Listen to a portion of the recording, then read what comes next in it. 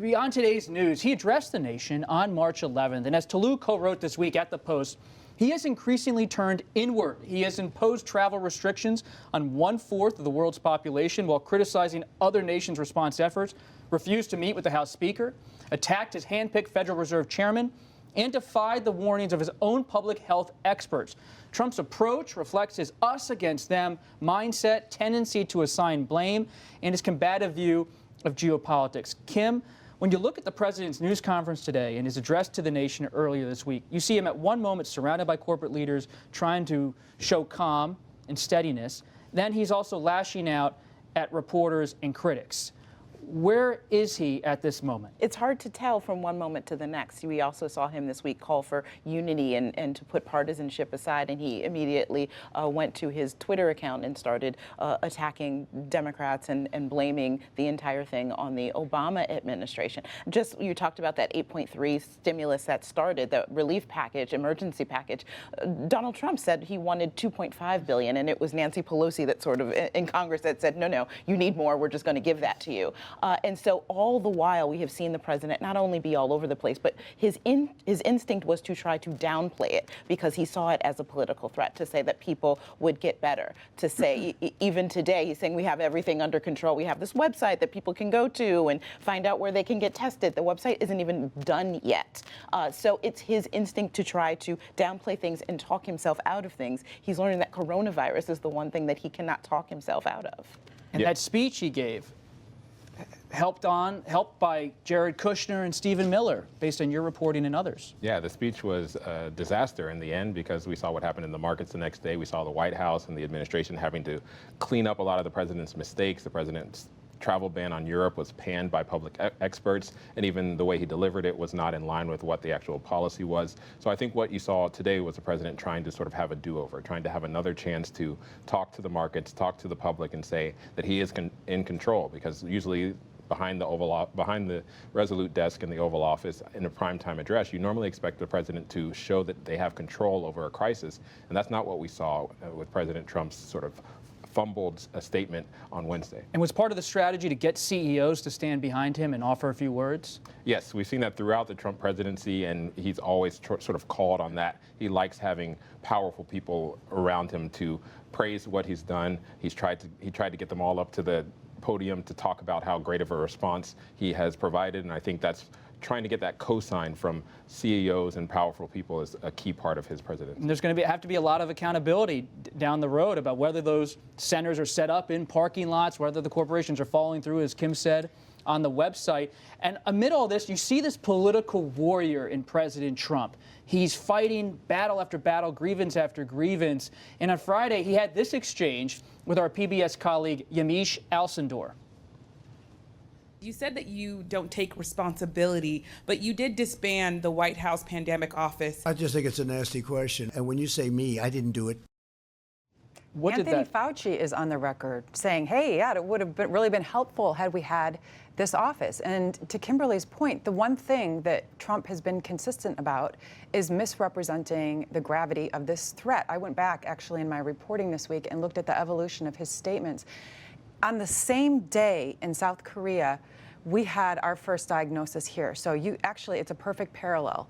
What we did differently was that we had a president who was completely downplaying the risk, whereas the South Koreans were mobilizing. Now, it's true, Fauci says we have a very different system here. We're dependent on hugging the private sector, whereas the government there was able to marshal all of its resources. But to come out and tell the American people that we are doing great things and we're really ahead of the curve is just factually false. All right, let's stick with that point. When you're talking to your top sources in both parties, do they have confidence in the institutions, in the government, in the coming 2 weeks while everyone works from home and schools are closed to come through? No.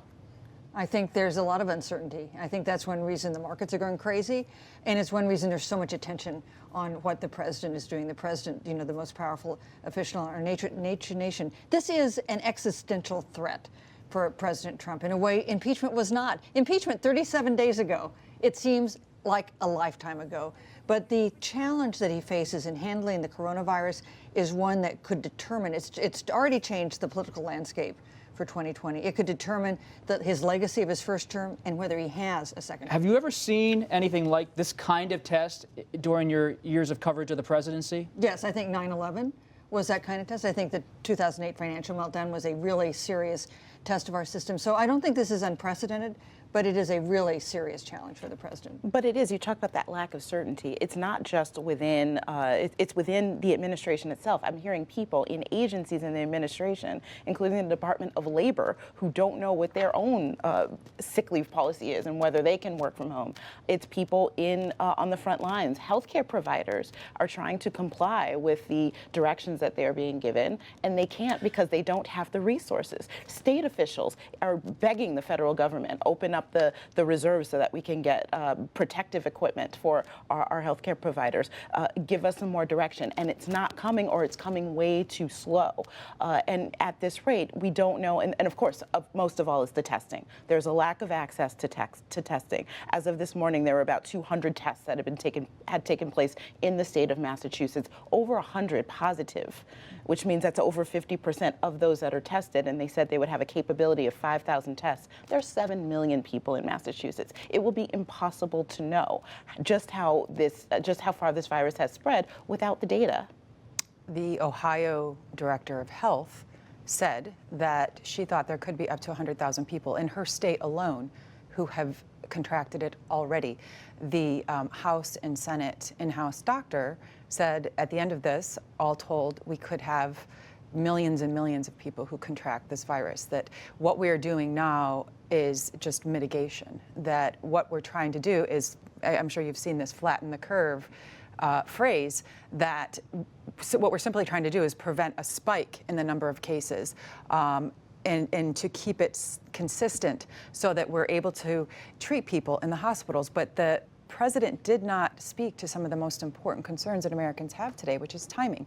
When are those tests going to be online? I know for a fact people are going to the hospitals, ER rooms, and not able to get tests, even when they're showing symptoms today.